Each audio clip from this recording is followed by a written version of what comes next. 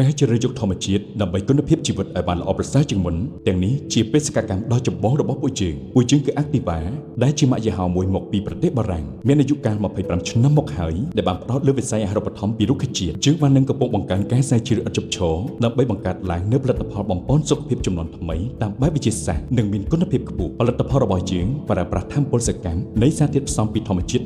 100% ដើម្បីជួយពង្រឹងរាងកាយយើងដឹកនាំឧស្សាហកម្មដែលផ្អែកលើភាពស្របនៃជីវសាស្ត្រនិងលទ្ធភាពទទួលបានពីជីវសាស្ត្រក្នុងកម្រិតខ្ពស់គោលគំនិតនៃ Phytovitality របស់យើង